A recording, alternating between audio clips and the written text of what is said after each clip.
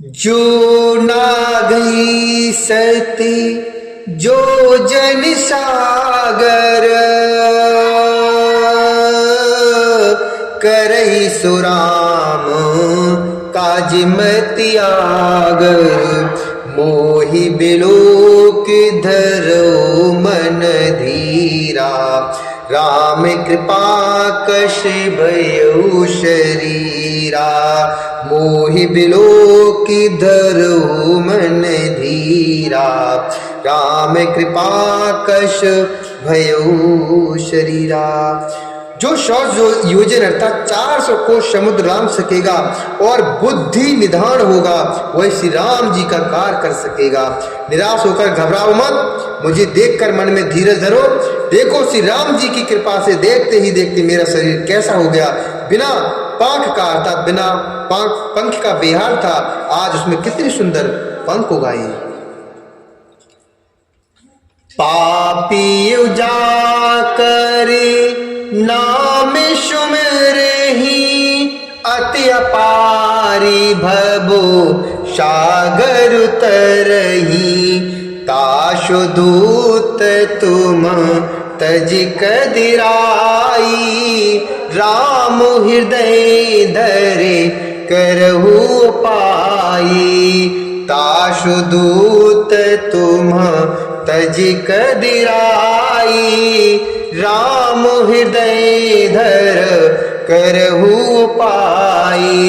असि कहि गरुड़ गिद्ध जब गयऊ, तिनके मनो अति विस्मय भयऊ। निज निज बल सबो काहू भाषा, पार जाई कर संशय राखा। निज निज बल सबो काहू भाषा, पार जाई कर संशय राखा। पापी भी जिनका नाम स्मरण करके अत्यंत अपार भव सागर से तर जाते हैं, तुम उनके दूत हो। अतः कायरता छोड़कर श्री राम जी को हृदय में धारण करके उपाय को करो। यहाँ दर्शन करिए कि काकभूषण जी कहते हैं कि हे गरुड़ जी, इस प्रकार कहकर जब गिद्ध चला गया तब उन बानरों के मन में अत्यंत विस्मय हुआ। सब किसी ने अपना अपना बल कहा, पर समुद्र के पार जाने में सभी ने संदेह प्रकट किया। जरठ भयौ अबो कहीर छेषा, नहीं तन रहा प्रथम बल लेसा। जब ही त्रिविक्रम भये खरारी, तब मैं तरुण रहियूं बलो भारी। जब ही त्रिविक्रम भये खरारी, तब मैं तरुण रहियूं बलो भारी। रीछराज जामवन कहने लगे, मैं अब बूढ़ा हो गया हूं, शरीर में पहले वाला बल का लेश भी नहीं रह गया, अर्थात शरीर में पहले वाला बल अभी नहीं है। जब खरार अर्थात खर के शत्रु श्री राम बामन बने थे, तब मैं जवान था और मुझ में बड़ा बल था। बलि बांधत प्रभु बाड़ेऊ, सो तनु बरनु न जाई। उभय घरी महदीनी, सातु प्रदक्षिण धाई। बलि के बांधते समय प्रभु इतने बड़े कि उसका शरीर उस शरीर का वर्णन नहीं हो सकता। बल के बांधते समय प्रभु इतने बड़े कि उस शरीर का बल नहीं हो, उस शरीर का वर्णन नहीं हो सकता। किंतु मैंने 2 ही घड़ी में दौड़कर उस शरीर की 7 प्रदक्षिणाएं कर ली। अंगद कहे जाऊं मैं पारा, जिये संशय कछु फिरती बारा। जामवंतु कहे तुम सब लायक, पठियई के मुशब ही करनायक। पठई के मुशब ही करनायक। कहेरी चुपत सुनु हनुमाना, कहेरी छुपतु सुनु हनुमाना, का चुप साधे रहु बलवाना। पवन तनय बल पवन समाना, बुद्धि विवेक विज्ञान निधाना। पवन तनय बल पवन समाना, बुद्धि विवेक विज्ञान निधाना। बुद्धि विवेक विज्ञान निधाना। अंगद ने कहा, मैं पार तो चला जाऊंगा, परंतु लौटते समय के लिए हृदय में कुछ संदेह है। जामवंत ने कहा, तुम सब प्रकार से योग्य हो, परंतु तुम सबके नेता हो। तुम सब प्रकार से योग्य हो, परंतु तुम सबके नेता हो, तुम्हें कैसे भेजा जाए? रीछराज जामवंत ने श्री हनुमान जी से कहा, हनुमान, हे बलवान, सुनो, तुमने यह क्या चुप साध रखी है? तुमने यह क्या चुप्पी साध रखी है? तुम पवन के पुत्र हो और बल में पवन के समान हो। तुम बुद्धि विवेक और विज्ञान की खान हो।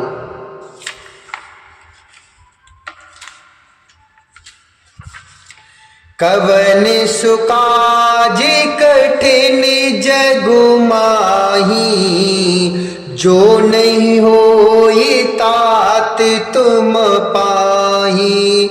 कवन सुकाज कठिन जगु माही, जो नहीं होई तात तुम पाही।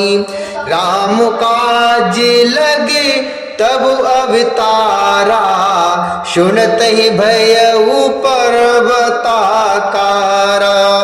राम काज लगे तब अवतारा, सुनत ही भयउ पर्वताकारा। कनक बरन तन तेज विराजा, मान हुआ पर गिरन कई राजा। सिंहनाद करु बारहि बारा, लीलहि नागहु जल निधि खारा। लीलहि नागहु जल निधि खारा। कवन सुकाज कठिन जगु माही, जो नहीं होए तात तुम पाही। जो नहीं होए तात तुम पाही।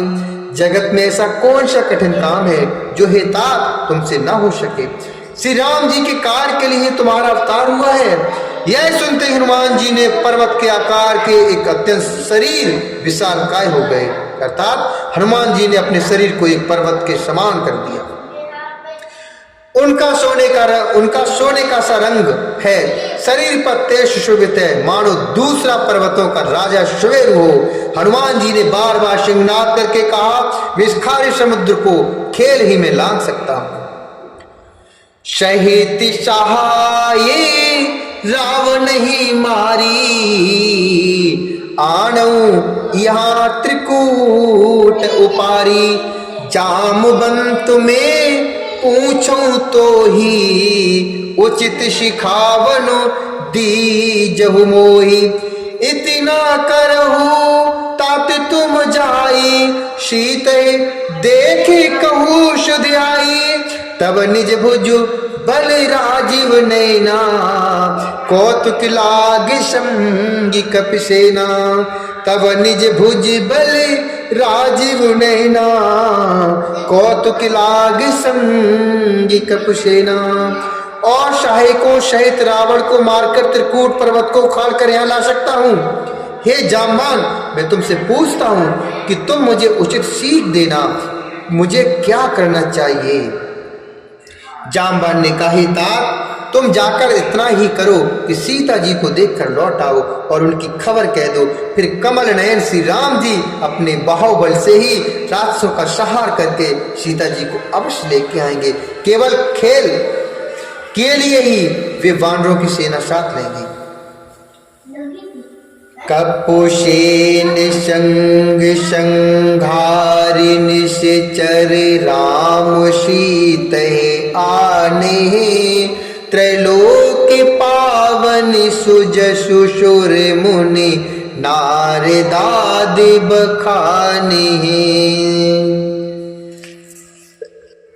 नारदादु बखानी जो सुनति गावत कहति समुझतु परम पद नर पावई।